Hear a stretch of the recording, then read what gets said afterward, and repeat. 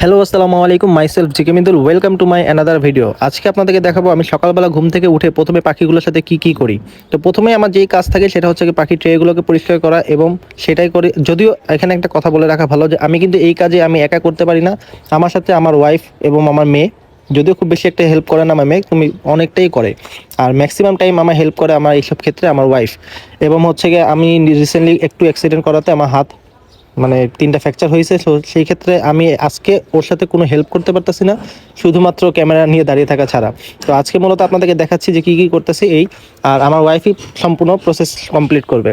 তো আপনারা শীতকালে প্রথমে যেই কাজটা করবেন, অবশ্যই পাখিকে যেই রাত্রে খাবার যে যখন উঠাবেন তখন অবশ্যই পানি ফিল্টার বা পানির পাত্র যেটাই দিয়ে রাখেন না কেন, অবশ্যই সেটা বের করে দিবেন, কারণ রাত্রেবেলা শীতকালে পাখিকে খাঁচার মধ্যে পানি রাখাটা বোকামি।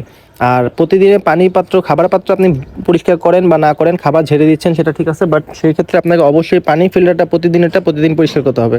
তো আজকে আমি ওদেরকে যেইখানে সফট ফুড দিই এবং হচ্ছে গিয়ে এগ ফুড দিই বা বিভিন্ন খাবার দিই, আজকে প্রায় 1 সপ্তাহ পর আমি সম্পূর্ণ যা যা ছিল ওদের গোসল করা পাত্র থেকে শুরু করে সব সম্পূর্ণ পরিষ্কার করে দিচ্ছি এবং খুব ভালো করে হাইজেনিক মেনটেন করতেছি। আজকের ভিডিও দেখে এটা ভাবার কোনো কারণ নেই যে আমি প্রতিদিনই এইভাবেই কাজ করি, না, আসলে এতটা বেশি না।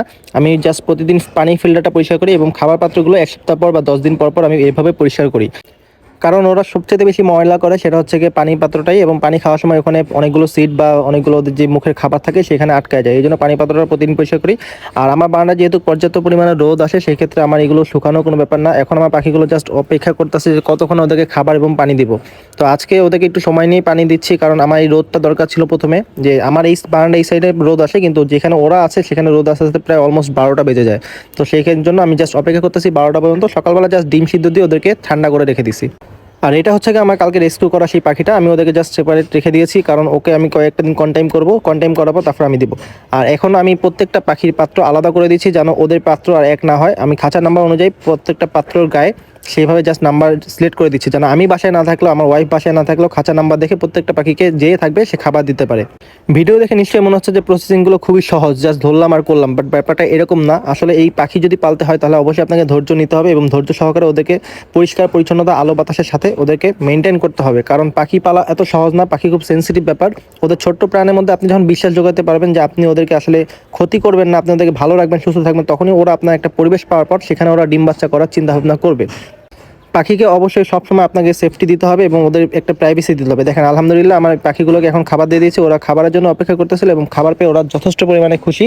এবং আজকের খাবারগুলো ওরা হয়তো বা একটু আনন্দ সহকারেই খাবে, কারণ হচ্ছে ওদের পাত্রটা খুবই বেশি পরিষ্কার করেছে। আমি এত বেশি পরিষ্কার করি না, আমার ওয়াইফ যেভাবে পরিষ্কার করছে। সো আলহামদুলিল্লাহ ফর এভরিথিং। আপনারা সবাই আমার জন্য এবং আমার এভারির জন্য দোয়া করবেন, যেন এই ছোট্ট এভারি একদিন আপনাদের সামনে বড় করে তুলতে পারি। তো আমার পানি ফিল্টারগুলো আজকে পরিষ্কার করেছি, এখন ওদেরকে জাস্ট পানি দেবো এবং পানির সাথে একটা মেডিসিন দিয়ে দিব, যেন ওদের শরীরটা ঠিকঠাক থাকে। ঠান্ডার মধ্যে খুব বেশি মেডিসিন আমি ইউজ করি না, আমি ম্যাক্সিমাম টাইম ওদেরকে আদার যে সিদ্ধ পানিটা আছে বা আদা জাল করে যে পানিটা আছে সেই পানিটা আমি ব্যবহার করতেছি। এখন পর্যন্ত আমার পাখি একটা সিমটমও মনে হয়নি যে আমার পাখির ঠান্ডা লেগেছে বা কিছু, সেফ রেস্কিউ করা পাখিটা ছাড়া।